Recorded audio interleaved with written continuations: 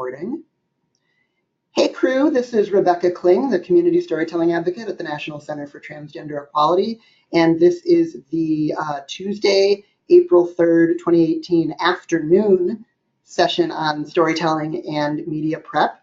And we are going to cover a bunch today. It's going to be about 90 minutes until about 4:30 Eastern, and we're going to do some quick introductions. We're going to talk a little bit about why storytelling and some of the training and background that goes into this, some things to think about before you get started, and then the bulk of our time is going to be talking about how do you tell your own story and how do you keep the conversation going after you tell your story. That used to be called interview prep, but interview can be a really scary word. Conversation. Anytime you're having a back and forth conversation, this stuff is relevant. And then we'll end with a couple thoughts on how you can go and put this into practice. Those are my cats, Meep and Moop. The one on the left is Meep, the one on the right is Moop. I do take my cats out on walks because I am a giant dork. And giving a little bit more info about myself, as I said, my name is Rebecca Kling. I use she, her pronouns, and I am trans myself. Before I was in DC working with NCTE, I was out of Chicago, which is where I grew up, and have a background in theater, have a background in storytelling, and that's really how I got into advocacy, is using the tools of story to advocate and to be an activist. I also work with Camp Aeronautic, which is a camp for trans and gender variant young people. That's not the hat I'm wearing today, but I'm always happy to talk about that work as well if anyone is interested. Some quick disclaimers. We're encouraging you to speak on behalf of yourself, not on behalf of NCTE. So we definitely want you to use this information, and we definitely want you to go out and advocate in the world. We just want to make sure that it's clear. We're not expecting you to speak on behalf of NCTE. And because, as I previously mentioned, I am a bit of a dork, I put a joke in the fine print. What did the duck say when it bought lipstick? Put it on my bill. I would also say, folks, feel free to ask questions whenever. If it's something that we are going to circle back to, I may ask for you to hold off on that question for the time being, but please don't feel like you have to hold on to your questions forever. So the first thing I want to talk a little bit about is why we use storytelling as a tool for social change to begin with. And the reason is because stories are a great way for people to get to know trans identity. Most Americans say they don't know any out trans people. And depending on what surveys you look at, it might be 50%, it might be as high as 60 or 75% say they don't know any out transgender people. Which means that, and the statisticians say I'm not allowed to compare stats this way, but I'm doing it for the punchline. More Americans say they have met a ghost than a trans person, which naturally leads to the question, well, what if the ghost was trans? But that gets us on a tangent. The thing that stories can do is it can build an emotional connection. For a very, very small minority of people, facts and figures is enough. Talking about trans identity or talking about statistics or talking about discrimination, for a very small portion of people, they're going to be like, yeah, I'm on board. But for most people, they need to have some sort of emotional connection, and stories can really do that. Hopefully, storytelling is also something that can empower you in your own community, and you can find ways to use that in a bunch of different stuff. And I want to acknowledge you already know how to tell your story. What we're particularly talking about is how do you tell your story to advocate? Because we all tell our stories on Facebook, around the dinner table, at Thanksgiving, like we all tell our stories all the time. And so I don't want you to overthink how you tell your story. There's just a couple of things that make storytelling for advocacy a little bit different. And I like to include cute animal pictures to keep things moving. So there's Dr. McSnuggles. I don't think Dr. McSnuggles is a licensed medical practitioner, but they do seem to be doing a good job. And then when we think about training, if I said, okay, we know how to tell stories, why should we bother with training? And the reason is that language has power. And in particular, tested language can really help us out and can avoid certain pitfalls. Because accidentally, some language can help our opponents. I'll give a really easy example. Anytime someone says, all trans people blank, I wince. Because you know our opponents are going to be able to find that one trans person who doesn't fit that mold. And then you're arguing about, well, that one trans person, you said all trans people. And instead we can just say most trans people, or in my experience, or the majority of trans people. It's not a big difference, but it can help avoid some of these arguments. And then practice does something helpful that I can never remember. I also want to acknowledge that the tested messaging we're going to talk about isn't perfect. And I really want you to think about what we talk about today as tools to put in your toolbox. Sometimes a hammer is the right tool, sometimes it's not. Sometimes this tested messaging is going to be the right tool, and sometimes it may not be, and that's okay. A little bit of background stuff. I don't think you need to memorize this, but just to give you some context of why we're talking about this stuff the way we are. You can think about who is our audience. And what I mean by that is at one end of the spectrum, we have our allies. I'm fortunate enough that my parents count in this group. There is no email you could send them, or hanger you could put on their door, or radio ad that they could listen to that's going to make them stop supporting trans rights. On the other end, we have our opponents, and we're definitely hoping to win them over, but we're probably not going to win them over today, probably not tomorrow, maybe not even next legislative session or the one after that. And so when we think about our opponents, we definitely want to reach them, but it might be not the best way to spend our time. We want to think about the most bang for our buck. And then we have the movable middle. And these are people who haven't thought a ton about LGBT identity, certainly haven't thought a ton about trans identity, and so are really open to learning more that we can teach them and make them allies, or that our opponents can teach them and make them opponents. So the movable middle is this group that's generally grounded in a desire to support. And what I mean by that is, this is why when you survey, should LGBT people be protected? The majority says yes. The majority of Democrats, the majority of Republicans, the majority of every demographic says yes, LGBT people should be protected. And they believe that discrimination is wrong. They want to be good people, and they want to do the right thing. But because they haven't thought a ton about LGBT identity, there's some stuff going on under the surface that makes them open to our opponents. In particular, they just don't know LGBT people. And they might have contradictory expectations. And what I mean by that is the movable middle is the type of person who might say, well, of course you should be able to be out. But maybe if you weren't so out, your life would be easier. Or, of course you shouldn't bully someone for being LGBT. But maybe if they acted more normal, they wouldn't get bullied. So there's this contradiction there. Discrimination is wrong, but also maybe it's a little bit your fault. And that connects with projecting the problem onto LGBT people. Well, if you didn't act so gay, you wouldn't get picked on. If you weren't so visibly trans, this wouldn't be an issue. And the reason for that is the movable middle doesn't identify with LGBT people because they can't put themselves in our shoes. They don't know us. They don't know who we are. And the movable middle also sometimes unintentionally minimizes or dismisses stories of discrimination and harm. This is the type of person who might say, of course it sucks that your child was bullied, but that doesn't mean we need new policies. Or, of course it sucks that you were fired for being queer, but that doesn't mean we need new laws. They minimize, they say they aren't as big of a deal. And when we look at transgender people, the movable middle has very specific concerns. First, they are really binary about gender. For the movable middle, males are over here, females are over here. The idea of transitioning, let alone of non-binary or genderqueer identities, is very confusing. And then they have these stereotypical ideas of who we are. If we're lucky, the movable middle has learned about trans identity from Caitlyn Jenner on 60 Minutes or from Laverne Cox. If we're not lucky, they've learned about trans people from porn and from Jerry Springer. And so what we want to do with our stories is we want to help them understand what it means to be trans and why it's so important to support trans people.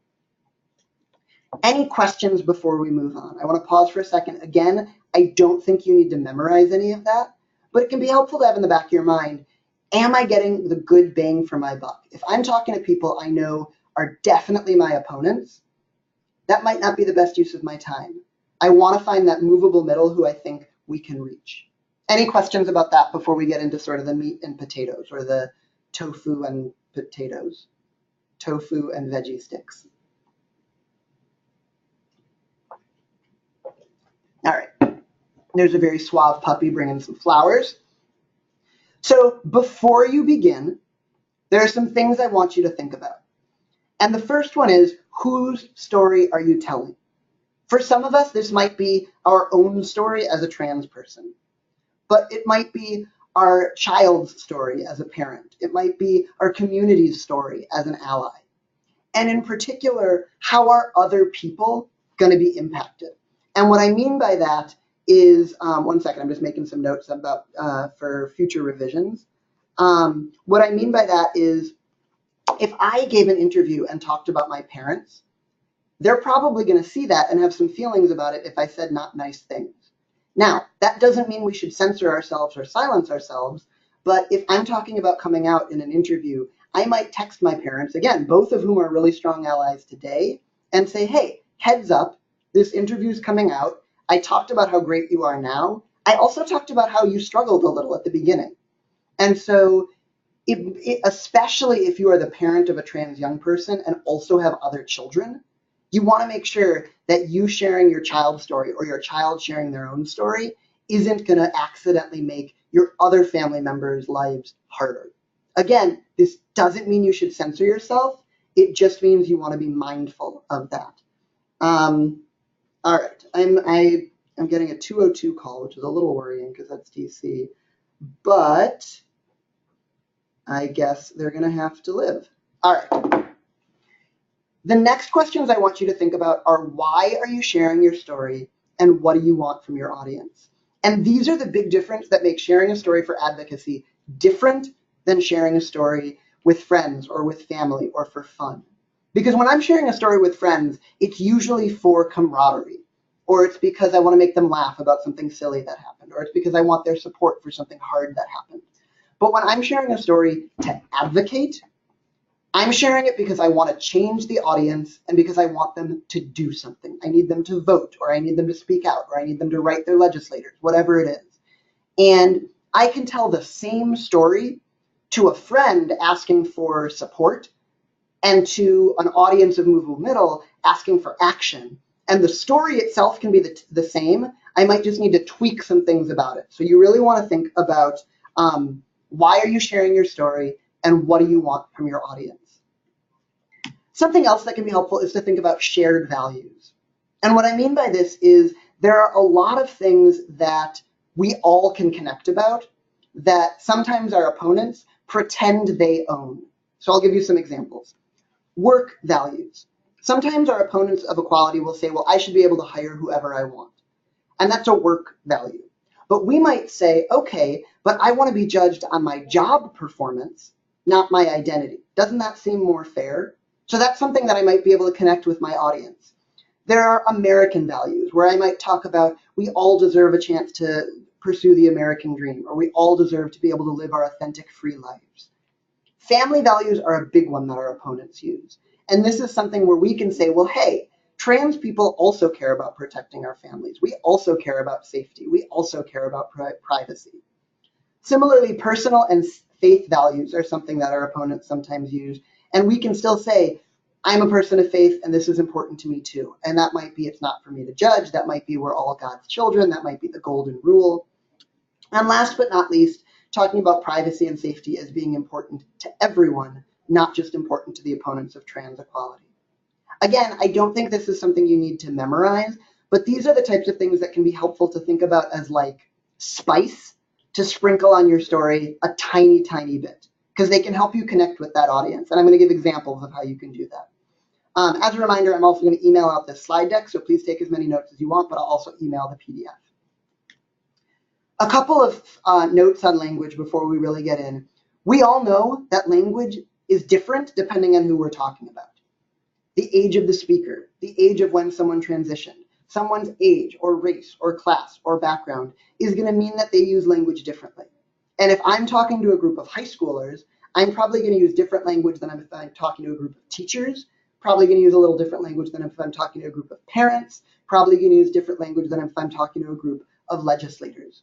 Again, even if I'm telling the same story, I may want to tweak the language I use depending on my audience. Couple of other things, the words you use does make a difference. For whatever reason, restroom is not as scary as bathroom. For whatever reason, public spaces are not as scary as public accommodations, in part because no one knows what a public accommodation is. But public spaces, we can say bathrooms, restaurants, libraries, public spaces. And then there are a lot of people in the movable middle who are really worried about the idea of giving people special rights. And we know that that's not what's happening. We are not asking for special rights. But again, it can be sometimes easy to just dodge that issue by talking about respect and dignity rather than rights. And then the last thing, and this is something I am very bad at, is sometimes it can be helpful to talk about people who don't understand rather than our opponents or our enemies. I'm usually good at using opponents instead of enemies. I'm usually not good about using people who don't understand. And again, this is not a big deal, just something to keep in mind. Any questions before we dive into telling your story? All right. So what I'm going to go through is this 4-step process to telling your story. It's going to have an introduction. You're going to share your story. You're going to talk about the impact of discrimination. And then you're going to link back to what do you want from the audience and why are you the one to ask for it? And we're going to go through all of those in order. Again, I don't think this is a perfect way to tell a story. I don't think there is one perfect way to tell a story. This is a way that is pretty easy to remember and covers a lot of ground of important topics. So again, this is a tool in your toolbox. This does not mean you're only allowed to tell stories this way. This means if you're sharing your story for advocacy, I want you to think about this and think if this makes sense for you. And there's a baby elephant. Baby elephants are the best. They are the cutest. So the first thing you're going to do is to introduce yourself. And what I encourage you to think about is your introduction can really set the stage. It can lay a lot of groundwork that makes the rest of your story easier. In particular, I want you to think about that audience. How am I going to introduce myself differently to people from the Midwest? I'm definitely going to talk about Chicago and being from there, versus people in DC. I might talk about being a transplant. How am I going to talk to people of faith? I might talk about my Jewish identity, versus educators. I'm going to talk about my history of being a teacher. Because what you can do with your introduction is you can find common ground. A big one for any geographic thing is going to be sports, particularly with legislators. Legislators are legally obligated to care about the sports teams where they represent. And so it's an easy thing to say if you are going to meet with a legislature or you know you're talking to policymakers, to be able to just Google ahead of time, okay, what is the baseball team that this city usually roots for? What sports game is coming up? What's the local college team? Those are really good ways to find common ground. And then your introduction can also explain how you are connected to trans rights. For some of us, this is pretty easy. I'm Rebecca, I'm transgender. That's my connection to trans rights. For some of us, it might be my friend is trans, or my coworker is trans, or my family member is trans. For some of us, it might not be a direct connection like that. It might just be this is an issue that's important because treating everyone equally and fairly is important to me.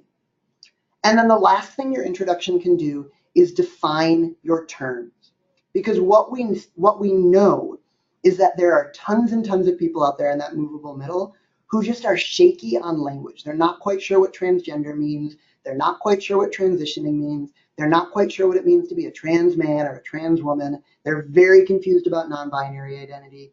And our introduction can get ahead of that and just answer some of those questions that we know they're going to have. So I'm going to give some examples of how you could define some terms. None of these are written in stone, and I would encourage you to pick and choose what works for you. A transgender person is someone whose sex on their birth certificate and how they were raised is different from who they know they are on the inside. Now, there are a couple of things that I like about this. It doesn't say sex assigned at birth, because for a lot of people, that language is confusing. So it says sex on their birth certificate. It also doesn't say that they are opposite of that sex, because we know not all trans people are binary, and we don't want to leave out non-binary people. This definition also doesn't use language like feeling or choice or decision. Now, as a trans person, I know I have had a lot of feelings about being trans, I have made a lot of decisions, and I've had a lot of choices. But those are, again, arguments where people will say, well, what if my child feels like a dog? Or what if I decide to be a dump truck? And we can avoid, not always, but we can sometimes avoid those dumb semantic arguments by just not using those words. So we aren't using the words feeling, choice, or decision. Some other phrases that might be helpful are things like genuinely held, consistently asserted, long-lived, long-known. These are all different ways to say, this is the core of who I am. It's not a feeling, it's not a fad, it's not a choice. Another definition, transgender is a broad term that can be used to describe people whose gender identity, who they know they are on the inside, is different from the gender they were thought to be when they were born. Trans is often shorthand for transgender. So I'm using the word gender identity or the term gender identity, which might get a little jargony. Sometimes I'm not going to use that to just try and be a little simpler. But as soon as I use the term gender identity, I define it. And I define it so that people can understand it and so I can keep going. Again, I'm not using the word opposite, I'm using different. And you can use these to talk about specific people as well. I might say, I'm a transgender woman. That means I am a woman whose birth certificate said male, but I've long known that my true self is female. I transitioned to live my daily life as the woman I know myself to be. So again, I'm using some language that's going to help people understand and also not open us up to trouble in the future by using words like decision or choice or anything like that. If I'm talking about people more broadly, I definitely want to say may transition, not will transition or has to transition, because not all trans people transition. And so we don't want to leave people out. This language works for non-binary folks too. A non-binary person is someone whose birth certificate says one thing, but has long known that neither male nor female can capture their true self. A non-binary person may transition to live their daily life as the person they know themselves to be. So again, some things I like about this. It explains what it means to be trans.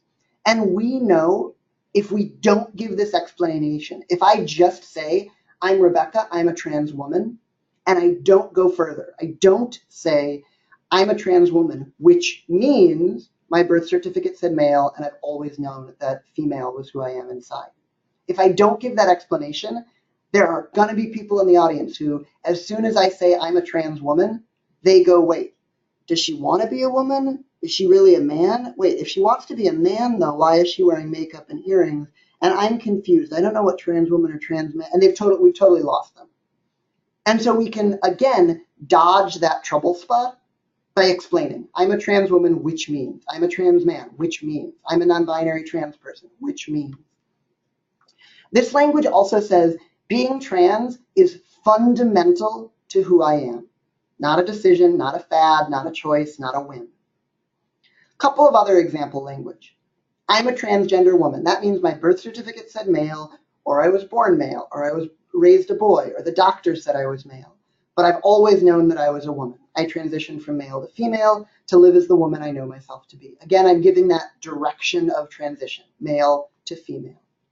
Now, there are some pros and cons of saying I was born male or I was born a boy. The pro is it's really simple and it makes sense to a lot of people. I was actually talking with someone recently. I was fortunate enough to go to Anchorage to help with the No on Prop 1 campaign up there.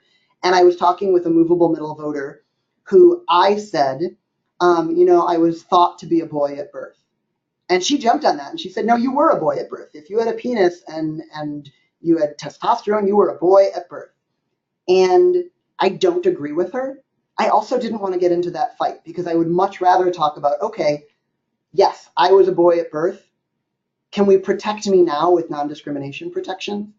And so I want you to think about how you're going to pick and choose when to use what language. There are a lot of trans folks who do not like the idea that I was born a boy. And I honestly don't love it myself because I wasn't born a boy, I was born a baby.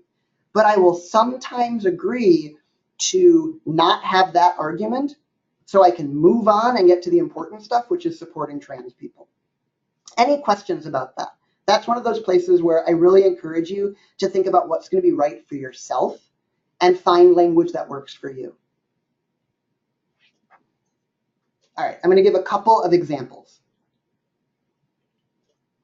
I'm Rebecca Kling. I'm a transgender woman For me, that means I was born a boy, but always knew I was a girl. Again, I don't think that language is perfect, but I think it's okay. This is a made-up example. I'm Alex Milton, and my daughter is transgender. Her birth certificate says male, but she deeply knows herself to be a girl. I support transgender rights, even though I'm not transgender myself. So Alex is introducing this daughter, is explaining what it means to be trans, and is explaining why Alex is the person to talk about trans rights. I would encourage Alex to go even further and say, my daughter is goes to this school, or she participates in this extracurricular, or I'm on the PTA. Again, you want to build that relationship with your audience by giving them some ways that you and they have something in common. And this could be anything. This could be being a person of faith, a small business owner, a student, a member of a political party, a resident of that area. There are lots of ways to connect with that audience.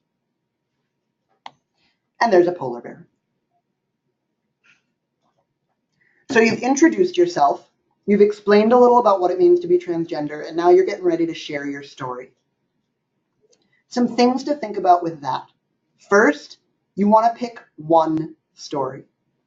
I am in my 30s. I have many, many stories. A lot of them are watching Netflix and then taking a nap. Those are not interesting stories. You want to pick one story and you want to make sure it's interesting.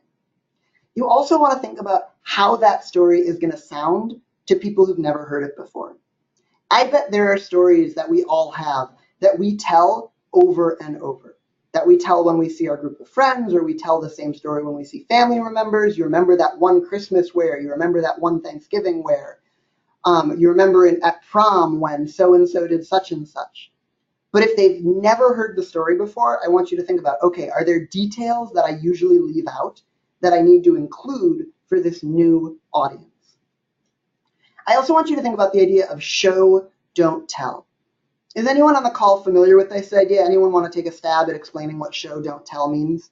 I'm going to have a cough drop while you think about that.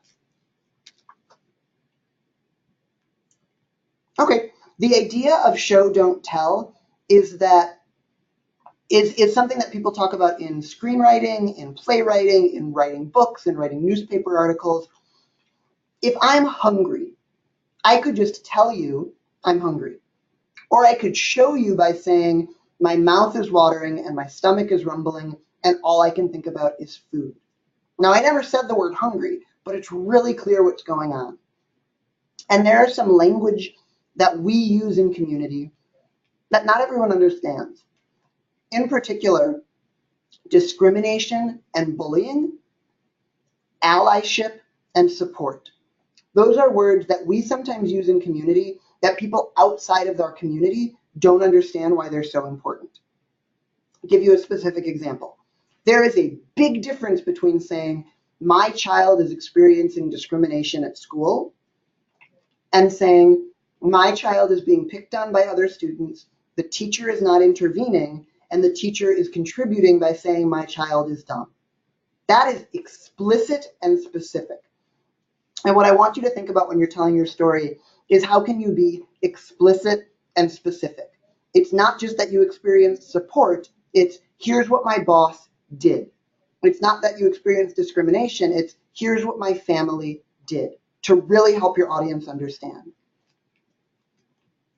And then one way to think about stories, and this is just a helpful thing to remember, are the 3 C's: clear, compelling, and concise. Clear meaning it's easy to understand, compelling meaning it's interesting, and concise meaning it's as short as you need it to be. If you have 3 minutes to testify at a city council, it's much better to have 2 minutes and 59 seconds of work material than to have 3 minutes and 1 second. You want to make sure your story fits within the time you have. I'm going to give an example of a true story of my own, and then I'm going to ask folks, what do we think works about it, and what do we think could be improved? And I want to be really upfront. There is some stuff in here that I do think could be improved, and I'm using my own story as an example so we can sort of workshop that. So I've already introduced myself. I've already defined transgender. Now I'm saying I was working at a middle school teaching theater to an after-school group of 7th and 8th grade students. I taught the first class and thought it went well. My being trans never came up, and I only talked about theater games and classroom-appropriate topics. A few days later, I received a phone call saying the principal thought my presence in the classroom brought up uncomfortable conversation and they were going to find a new teacher. This made me feel like I wasn't valued as an educator and like I was being judged on who I am rather than how good of a teacher I might be. I asked them to reconsider, but they refused. All right, for our 7 participants who are on the line, I want you to think about what is something from this story you think works well, and what is something from this story you think could be improved. Don't everyone chime in at once. So I think it's impactful for you to directly talk about how this made you feel, like specifically how this associated you and what the impact of this was. Mm-hmm. That I think is strong.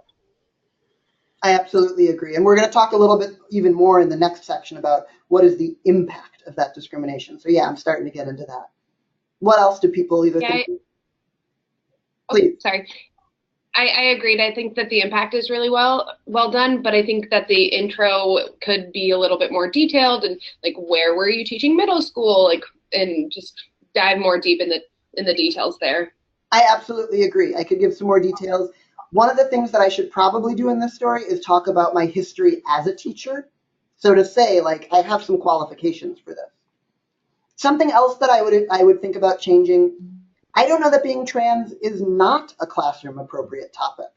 And so I might, instead of saying I only talked about theater games and classroom appropriate topics, I might say I only talked about theater games and things that were related to, and other things related to the lesson plan. So I'm not saying, because right here I'm sort of implying that being trans isn't classroom appropriate. So I might want to tweak that to say it a little differently. Any other thoughts? Yeah. Going off of what you just said, I think it's weird that you say my being trans never came up at the start, where you were talking to students, and honestly, like 7th and 8th graders probably had no idea. Like, it's the adults that are gonna care. And I think it's important to point out that, like, this is not something that kids care about. This is something that their educators care about. This is something that, you know, the problem is up there. The problem, this isn't actually impacting, isn't giving your kids a worse education to have a trans teacher. I think that's a great point. That clearly the kid, and what's so ridiculous about this specific situation is that the group that was organizing the after school program was like, we don't care. Can we just do it at our space then? And so the school lost after school programming that a lot of the kids ended up going to anyway. That's neither here nor there. One other thing that I would encourage, and I thank you for that comment, I totally agree. One other thing that I might say, I never explicitly say the words, I was fired for being trans. And that is the type of thing, going back to show, don't tell. I really should say that. I really should be explicit and clear, I was fired for being trans. Any other thoughts on this before we move on? All right. This next example is not from a real person. It's something that is fictional, but it is something that contains stuff that I've heard from different parents. So it's fictional, but it's based in people's experiences. And I lost my place. There we go. My daughter Jenny is transgender. Her birth certificate said male, but she's always known she was a girl. She's 11 years old and is teased and bullied every day. One teacher even called her it and said she must be stupid to think she's a girl. She's so smart and does great when I do homework with her at home, but she's failing school because she can't focus and is always thinking about being bullied. All right, what works about this and what might we encourage this parent to change?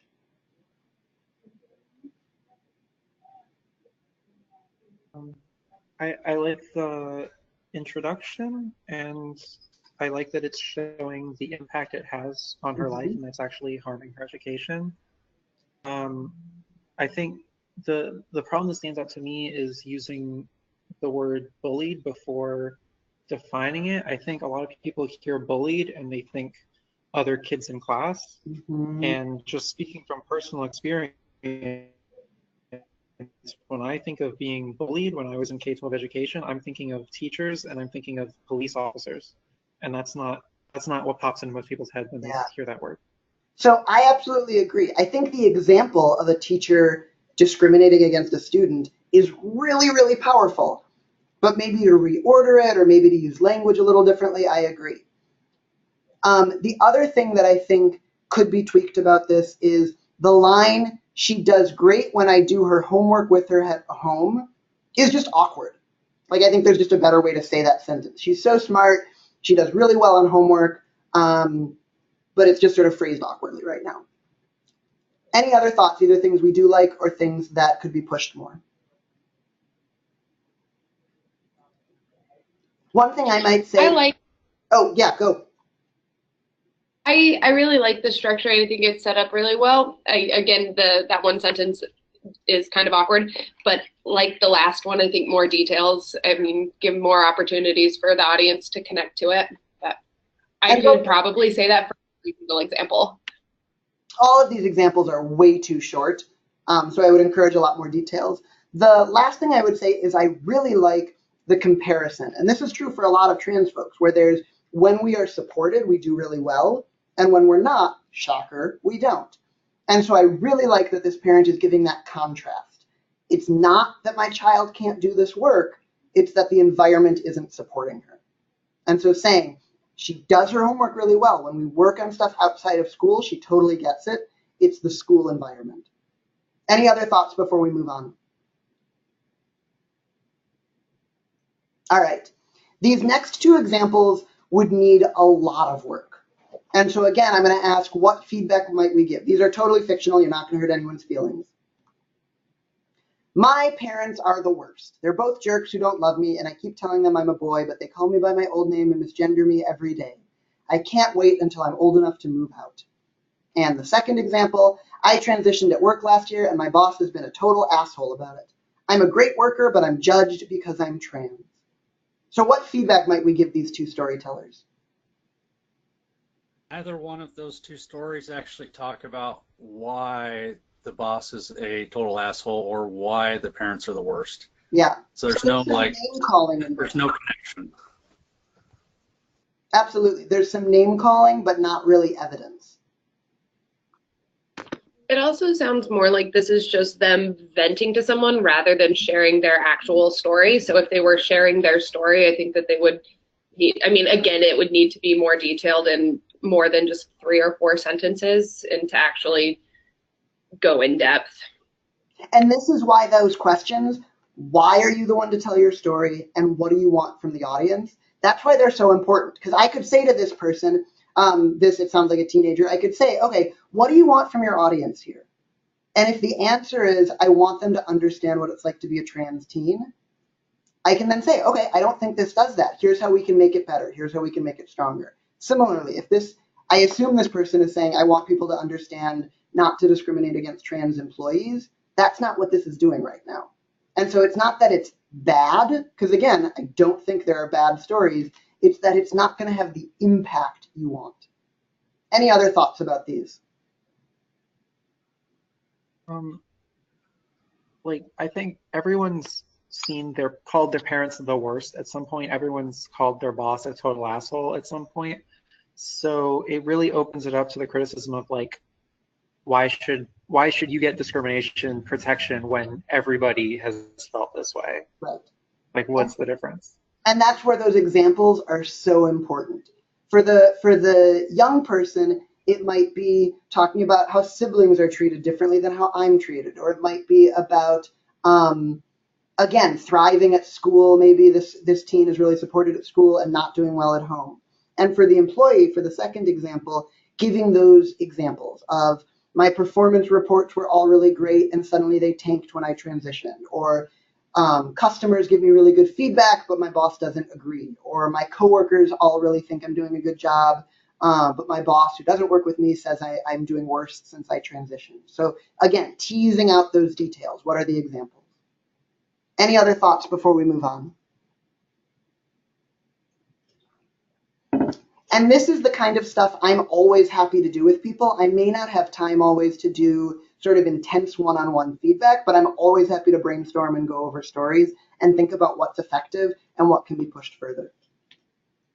Some other things to think about when sharing your stories: it can be helpful to share positive outcomes. Now, not all stories have a happy ending, and that is okay.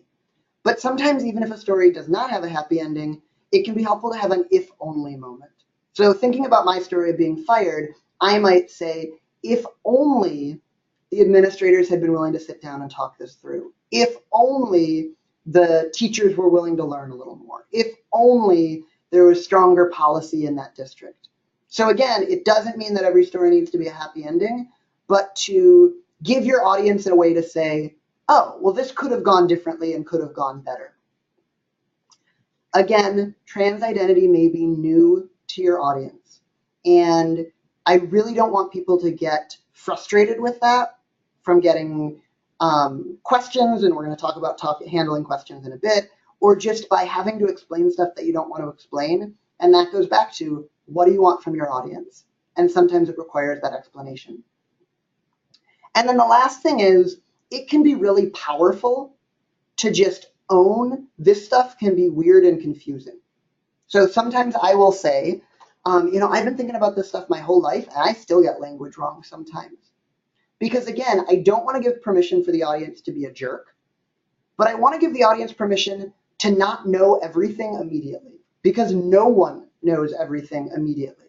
And so if you've never thought about gender this way, if you've never heard the words gender identity, if you've never thought about transitioning, then it may take some time to get it. And I want to give people permission for that to take time. Again, I'm not giving people permission to be a jerk. I'm not giving people permission to misgender or mispronoun. I'm giving people permission to say, you may not get this immediately. It may take some time. It's still important. Any questions about sharing your story before we move on to sort of the impact of discrimination?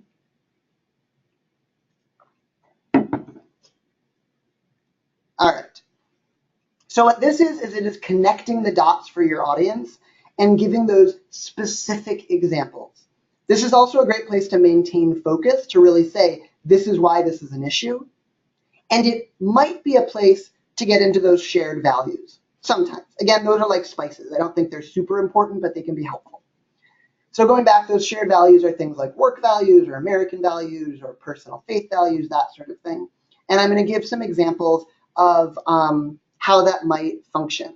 And I'm making a note to myself about this slide. All right. I've been fired for being trans. This made it impossible for me to pay rent, and I had to choose between having hot water and having enough to eat.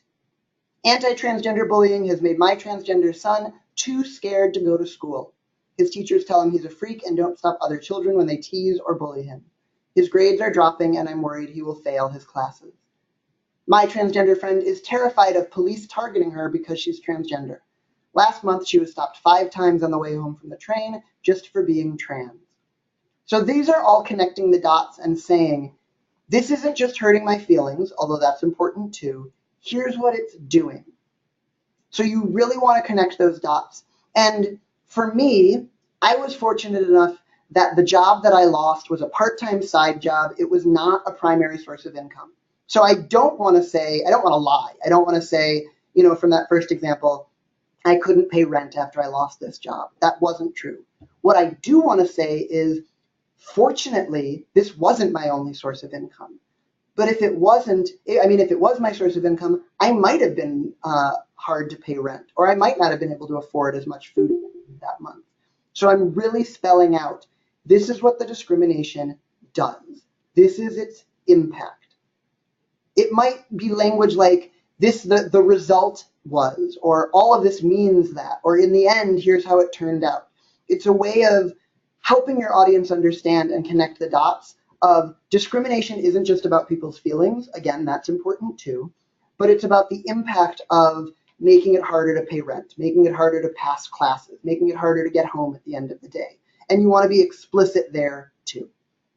And because I know that stuff can be really draining, here's a bunch of otters hanging out. Otters are super cute. All right, the last thing you're going to do is you're going to link back to, what do you want from your audience and why are you the person to ask for it? This is a place to be specific, to be firm, and this isn't the place to negotiate. I actually think there's a lot of room for negotiating in some of these issues. So to use bathrooms as an example, or restrooms as an example, I might say to a school, I want gender neutral restrooms in every facility by tomorrow. That's not realistic. So the school may come back and say, well, we can do this year, and we can build this into the budget for next year, and we might negotiate. But if I'm testifying in front of the city council, that's not the time to negotiate. There, I might have 3 minutes, and I want to be specific and firm. And often I'll start this sentence with, that's why I'm asking you. So I've shared my story, I've shared the impact, we've talked about why it's so important. That's why I'm asking you to support trans people in our community, to vote on this issue, to make a phone call, to write a letter, whatever. One sentence, it's just the cherry on top.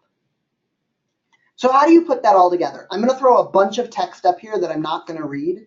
And you're welcome to follow it more closely when I send the slide deck later. I just want to sort of show you how this is structured. So I'm going to introduce myself. I'm going to define what it means to be transgender. And I'm going to find that connection with the audience. I'm going to tell a story that relates to this issue. So for me, this example is, again, talking about being fired for being transgender. I'm going to talk about the impact of that discrimination. And I'm saying here in this example, I understand transgender identity can be confusing, but I lost my job because of who I am, not how well I taught the class.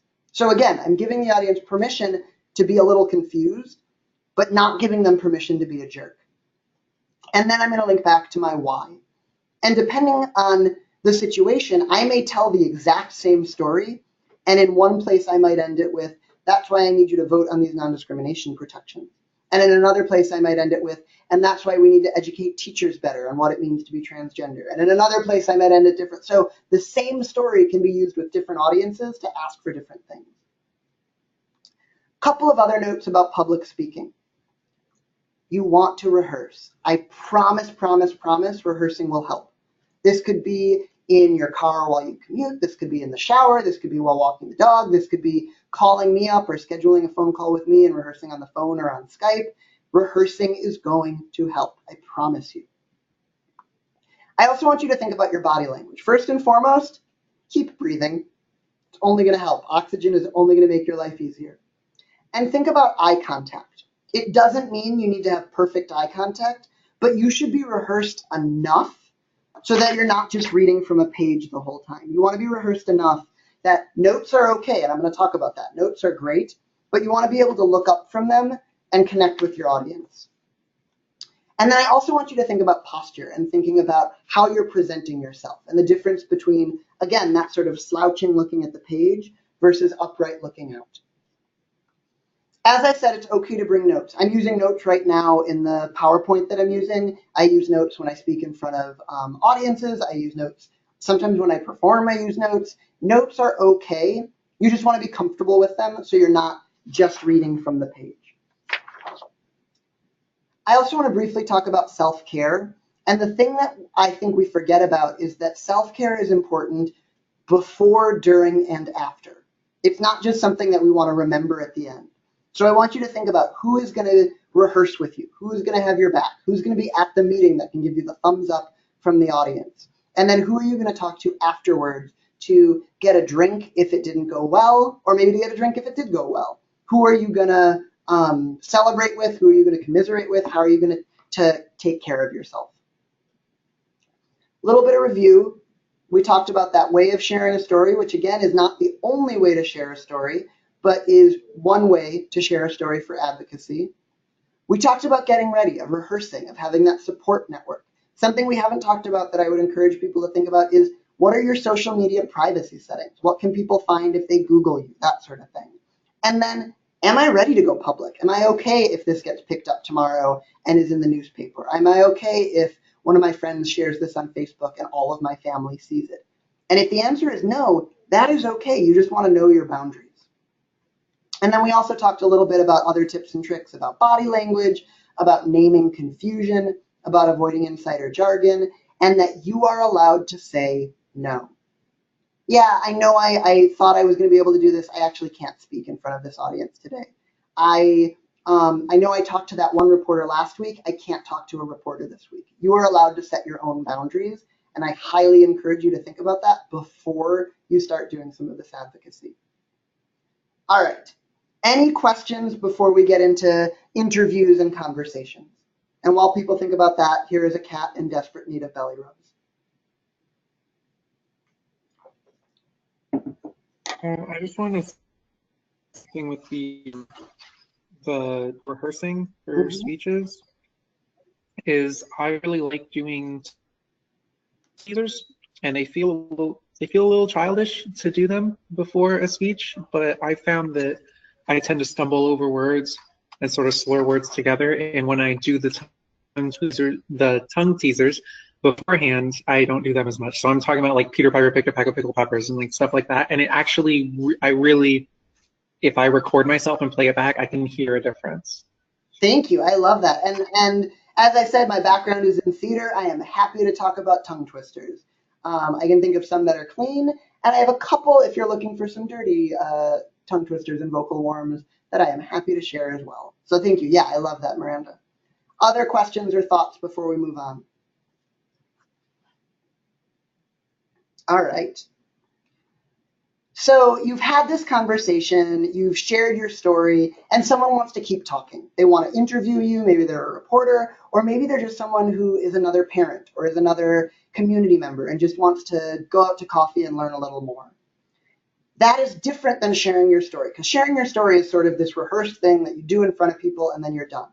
Conversations are trickier. There's a back and forth. So some things to think about in general. Again, prepare for your audience, just like when you're telling your story. What might you want to think about differently if you know you're talking to a teacher than a reporter? And what might you want to think about differently if you're talking to a reporter for an LGBT paper versus a reporter for the Washington Post versus a reporter for your local paper in your community? And you might want to think about different things to share with different people. Again, think about how you present yourself. We wear different clothing when we present ourselves differently when we are speaking with students versus legislators versus reporters. We're going to speak differently if we're in front of a conference of 1,000 versus a one-on-one with an individual. So think about what's going to charge you up and what's going to make you feel good about that experience. I would highly encourage you to remain polite even when someone else is not polite. It only helps us, and it only helps them when we're rude. Take your time. Unless you are on a live interview on radio or TV, you have time. You can pause, you can catch your breath, you can say, let me think about that for a minute. One of the big reasons I love having water is it lets me say, oh, that's a really interesting question. Let me think about that. And then I can take a really long drink of water. Connect and redirect is language that actually comes from working with a summer camp. And this is the idea that conversations with reporters and interviews are not the same as conversations with your friends. You are allowed to say, I'm actually not going to talk about that, in a way that can feel rude when talking to friends, but is not rude when setting your own boundaries. So to give an example, if a camper says to me, I really don't want to go to arts and crafts, I don't want to engage in that. I don't want to get into an argument about arts and crafts. So I might connect with them. Yeah, I really hear you. And then I'm going to redirect. What do you think we're having for dessert tonight? Are you signing up for the variety show? Who else is in your bunk? So I'm validating, and then I'm moving on. And so if someone asks me, hey, Rebecca, have you had surgery? I might connect with that. I might say, yeah, I know a lot of people are curious about surgery, but redirect. I'm really here today to talk about non-discrimination protection. So I'm not being rude, but I'm setting a boundary. And I want you to think ahead of time, what are my boundaries? What am I comfortable talking about? So that you're not tripped up in the moment. Know your level of expertise. You are allowed to say, I don't know, let me connect you with someone from NCTE. I don't know, let me connect you with someone from the ACLU. I don't know, let me teach you how to use Google. So you are allowed to say, I don't know. That is okay. You're also allowed to say, that's a great question. Let me look into it and get back to you later. And then if something is really going off the rails, you're not being held hostage. You're allowed to say, thanks for your time. I really think we're done. Because we don't control what the media says. You can be on your talking points. You can be rehearsed. You can give the perfect quote. and they can accidentally misquote you, or they can intentionally frame what you're saying differently because they have their own agenda. And so if you do talk to media, if you are speaking with reporters and you think the conversation goes well, but then the story isn't good, we can talk about that and we can find ways to try and avoid that in the future. But it also doesn't mean that you did anything wrong. It doesn't mean that it's your fault. It means that reporters are also human and they don't always remember things the way we want them to, or sometimes they actually do things ways we don't want them to. Some things I would say you should probably avoid. Again, nothing is written in stone, but I've seen people get in trouble when they do these things. One of them is over-the-top language or name-calling, and we saw that before. My parents are jerks. My boss is an asshole. Usually not the right decision. Now, if you're speaking at a rally, if you're speaking at the Women's March, or you're speaking at a local LGBT parade, or you're speaking at a Pride event, it might be totally appropriate to say, when my parents were jerks when I first came out, or it might be totally appropriate to say, my boss at that one job was an asshole. But if you're talking to that movable middle, that language probably isn't going to be helpful. Similarly, big sweeping statements. Nobody cares more about bathroom safety than trans people. All trans people have experienced blank. Because again, we can get into that semantic argument over what everyone means, or we could just say trans people also care about bathroom safety. Most trans people have experienced blank. In the same mindset, we don't want to tell people that their anxieties or that their fears are dumb. We don't want to say to someone bathroom safety isn't a big deal. Now, this can be really hard because I am a firm believer that our opponents are intentionally fanning the flames of bathroom safety when it is not actually a big deal. But saying that to someone who is scared is not going to help them. And so we want to think about, again, how do we meet that movable middle and how do we help them understand? And then the last thing I would say here is be really, really careful when making movement comparisons. The trans rights movement is not the civil rights movement of the 60s. It is not the AIDS crisis of the 80s. It is not the marriage equality movement of the 2000s. It has parallels to all of those things. And there are things we can learn from all of those movements. But to use the civil rights movement as an example, as a white person born in the North in the 80s, it would be really inauthentic for me to say the trans rights movement is just like the civil rights movement. It would be really problematic for me to say the trans rights movement is the next step of the civil rights movement started by Dr. King. There are a bunch of different reasons why I'm not the right person to say that. So I want you to be really, really careful when making movement comparisons. Now, again, I think there's tons that we can learn. And I might say, there are lessons from the civil rights movement that we should learn when thinking about the trans rights movement. Or there are lessons from the AIDS crisis that the trans rights movement could learn from. But I don't want to say that they're the same because they're not. Any questions about that, about things to avoid or places people have gotten in trouble? Something else that'll sometimes happen is someone in an audience or a reporter might say, well, what do trans people think about blank? And what I would encourage you to think about is you don't speak for everyone. And I would be really careful in answering those questions so that you don't accidentally speak for everyone. If someone says to me, well, what do trans people think about drag performers? Sometimes I'll joke and say, well, there isn't a trans election, like the trans people did not elect me as their representative. What I've seen is that, or in my experience, most people blank, but I'm not going to speak for everyone because I can't.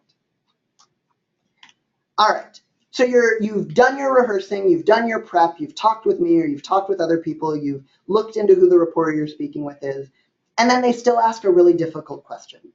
This might be something like, have you had the surgery? This might be about dating, this might be about sex, this might be about hormones. There are 3 ways to answer any personal question. The first one is to deflect and shut it down. Hey, Rebecca, have you had the surgery? Actually, I'm here to talk about discrimination. I'm not being rude. I'm not saying that the question was dumb, but I'm firmly setting a boundary. The middle way would be to partially respond. And this is usually my favorite because it allows for an educational and teachable moment.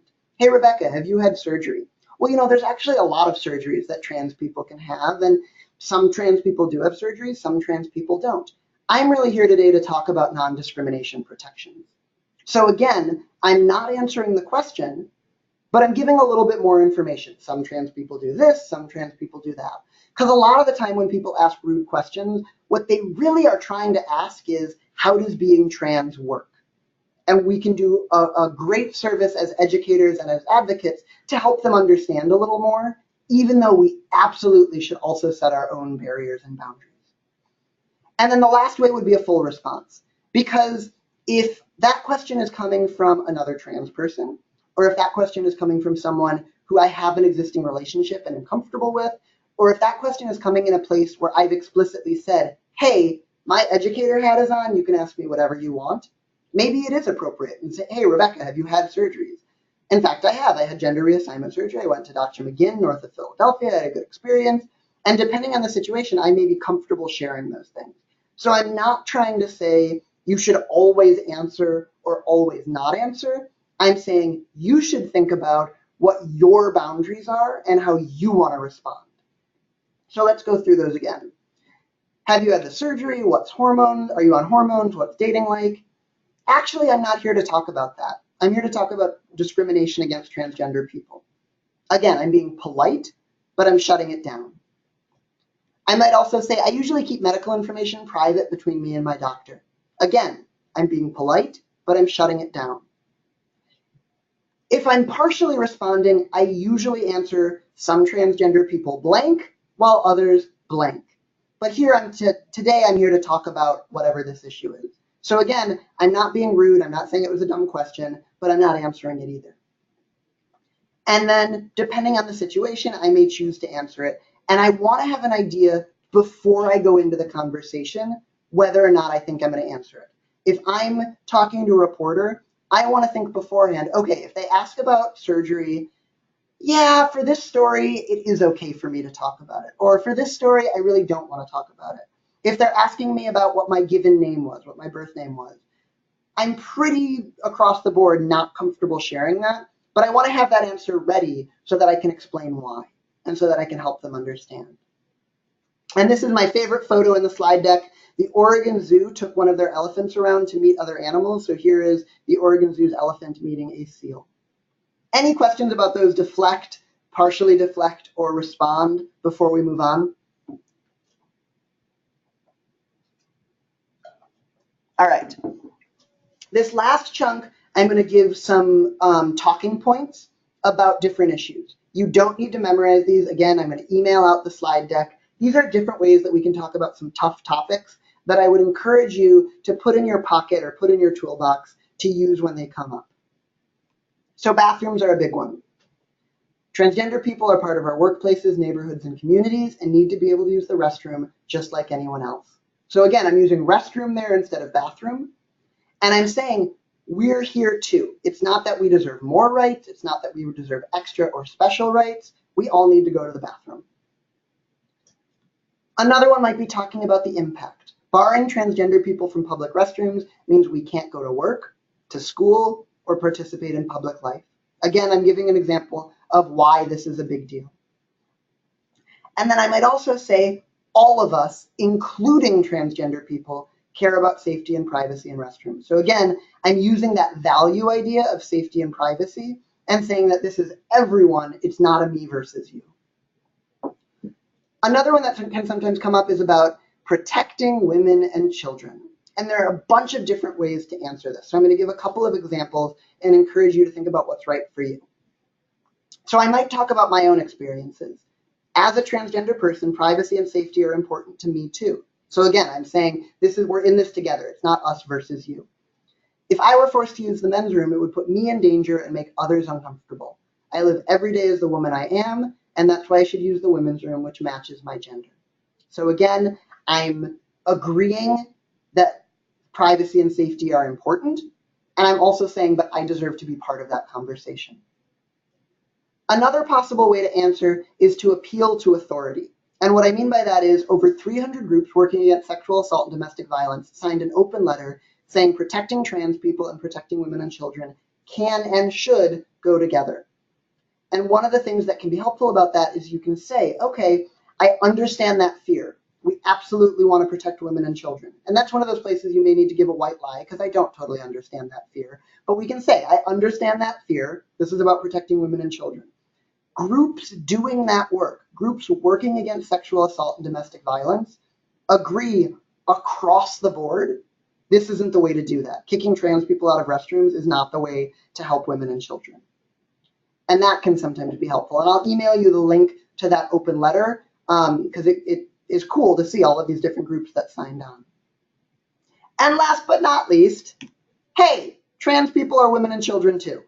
And sometimes this is something that people forget and can again get us into an us versus them place where we can say like, yeah, we want to protect all women and children, including trans women and trans children. And there are some cats cuddling because I know this stuff can be draining. My religion compels me to oppose protections for transgender people. This is a really tough one, and there isn't a perfect response. I'm going to give an example, but I want to again say these talking points don't magically change people's minds. They just help so that you're prepared and feel like you can respond to some of them. My religion or faith is important to me too, and we can have differing views about religion. That's a foundational part of being a free American. So again, I'm speaking to those values. However, one person's religious beliefs shouldn't impact how other people can live their lives in public places like schools or jobs, or how they're treated by the government. So we're trying to be very careful here that we're saying, yeah, if you want to believe being trans is sinful, you have every right to do so. And I truly believe that. But your beliefs shouldn't impact my ability to go to school. Your beliefs shouldn't impact my ability to hold a job. And your beliefs certainly should not impact how the government treats me. So again, we're not saying that you need to change your beliefs. We're saying in these shared public spaces, we need to all treat each other with respect. Aren't kids too young to know they're trans? Now, the really tempting answer is just to say no and move on. But again, if this feels like it's a teachable moment, if this feels like someone who is honestly coming from a place of ignorance and not of malice, there are a couple of possible answers. One can be, again, talking about authority. Medical and education professionals overwhelmingly agree that kids can and do know their gender as young as 3 or 4. And it's important to know that my child isn't transitioning on a whim. This isn't a phase, and it's not a choice. I take my child's journey very seriously, and I'm working with my child alongside doctors, therapists, and teachers. This question is also a really great place to say, I know this can be confusing. Rebecca, aren't kids too young to know that they're trans? And I will often say, hey, I get it. As someone who works with young people, as someone who works with 9-year-olds and has worked with even younger populations, I understand it can be really scary to feel like we're giving that much control to children. But that's not what it is. We're working with young people to figure out what's right for them, not just letting them wake up one day and say, all right, I'm going on hormones. And so this question can be a really great learning opportunity. Because the other thing that people sometimes think is if a child's transitioning at 5 or 6, that means hormones and surgery. And that's just not true. Transitioning at 5 or 6 basically means wearing different clothing and going by a different name. And so sometimes it can also be helpful to say, hey, I get that this can be confusing, and I get the idea of medical treatment for young people can be really scary. But that's not what we're actually talking about. We're talking about supporting young people, and we're talking about taking this seriously. It can also sometimes be helpful to talk about the WPATH standards. WPATH is the World Professional Association of Transgender Health, and they talk about determining if a young person is trans by seeing if they are insistent in that identity, consistent over time, and persistent in their expression. What is helpful about this is it feels more objective than a child just saying, I feel like this and I woke up one day. What is problematic about this is that not all trans people fit this mold. And there are a lot of reasons why a trans young person might not be insistent, that maybe they got the message from their parents this is a bad thing, and so they don't want to push too hard. They might not be consistent. They might still be figuring it out and have gender dysphoria, but not be quite sure what that means for them yet. And persistent is similar to insistent, that they might have reasons that are about safety or about emotional safety to not come out. So I don't think this is a perfect response always, but it can sometimes be helpful if someone is coming from a place of honest ignorance. Some other words that I would really encourage you to keep in your pocket are ways to circle back and stay on target. So if someone is going totally off track, the real issue is, or the key point, or that's one way to look at it, but how I see it is, or isn't the best thing to do. These are all ways to politely say, I'm not answering your question, and I'm going to move on. And this is infuriating when we see politicians do it. I want to just acknowledge, this is super frustrating when we see politicians do it, but it can actually be really important if a reporter or a teacher or a coworker is unintentionally, or even if they're intentionally, trying to get you off topic. It can be really helpful to say, yes, that's really interesting. That's one way to look at it. Here's how I see it. I'm not going to engage. Going over some of those notes, we talked about word choice at the very beginning and some of these different ways to talk about restroom versus bathroom, public space versus public accommodations. Again, I'm going to email this deck out. Some other notes on language. Some things that can just be helpful are things like harmful rhetoric, culture of intolerance, climate of hostility, fancy ways to say you're kind of being an asshole right now without saying you're being an asshole right now. And then a review, we talked about remaining polite. We talked about taking your time. Those shared values can be helpful. We talked about connecting and redirecting. So saying, yeah, I really get where you're coming from, and I'm not going to answer that question. You're allowed to say no. That can be no to a specific question. I'm not comfortable answering that. Or that can be no to an entire interview. And then you can wrap things up early. Thanks. I think we've done all we can.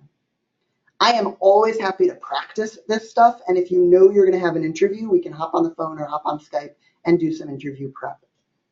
Any other questions about keeping these conversations going?